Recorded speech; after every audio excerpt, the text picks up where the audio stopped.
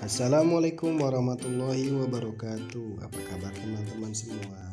Hari ini kita kembali belajar IPA. Materi kali ini kita akan mempelajari interaksi makhluk hidup dengan lingkungan bagian kedua. Dalam kesempatan kali ini kita akan lebih memperdalami terkait rantai makanan, jaring-jaring makanan, dinamika populasi, dan keanekaragaman hayati dalam ekosistem.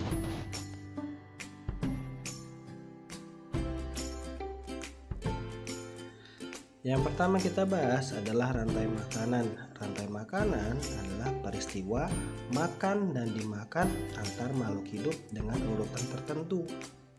Ya, skema rantai makanan itu adalah produsen, konsumen 1, konsumen 2, konsumen 3, dan seterusnya.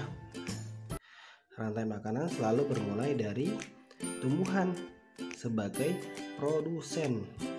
Ya, lalu belalang di situ yang memakan tumbuhan adalah konsumen tingkat 1. Lalu belalang dimakan oleh katak, maka katak adalah konsumen tingkat 2. Lalu ular memakan katak, maka ular adalah konsumen tingkat 3. Lalu burung elang memakan ular, maka burung elang adalah konsumen tingkat 4. Dan yang terakhir diakhiri oleh pengurai, yaitu jamur ya atau fungi ya. Pengurai ini mendapatkan energi dari produsen dan konsumen yang telah mati.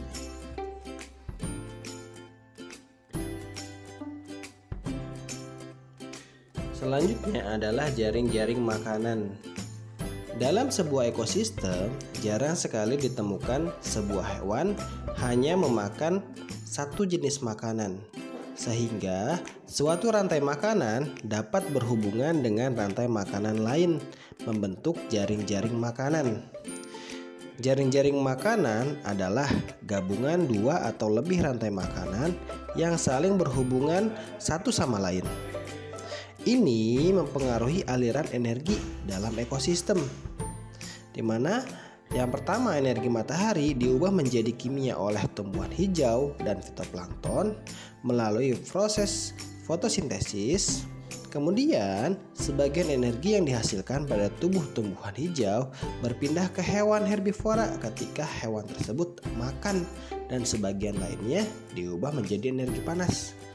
Dan aliran energi yang tersimpan pada tubuh produsen hingga ke konsumen predator semakin berkurang, sehingga akan terbentuk piramida energi di mana tingkat tropik pertama mempunyai energi lebih besar dan tingkat tropik terakhir mempunyai energi yang terendah.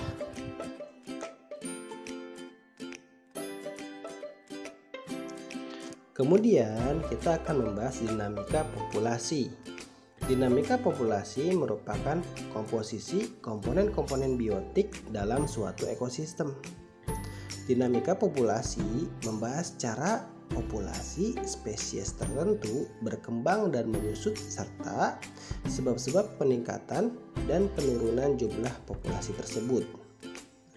Dalam suatu ekosistem, jumlah masing-masing komponen biotik, ada produsen, konsumen, dan pengurai, selalu mengalami perubahan yang teratur sehingga perbandingannya tetap.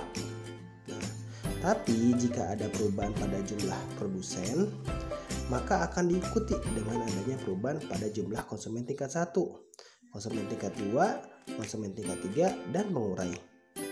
Lalu perubahan komponen-komponen biotik yang terjadi pada ekosistem selalu seimbang dan terjadi secara alamiah.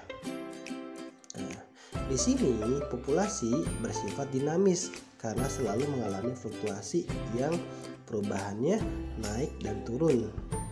Ya, perubahan-perubahan anggota populasi terbagi menjadi 2 bagian, yaitu perubahan ukuran populasi yang tidak beraturan menurut skala waktunya yang disebut dengan fluktuasi, dan perubahan ukuran populasi yang beraturan dan tetap skala waktunya yang disebut dengan siklis. Terakhir, kita akan mempelajari keanekaragaman hayati dalam ekosistem. Keanekaragaman hayati adalah keanekaragaman makhluk hidup di bumi. Keanekaragaman hayati suatu ekosistem ini dapat berkurang karena adanya faktor alamiah atau bencana alam dan juga adanya faktor manusiawi.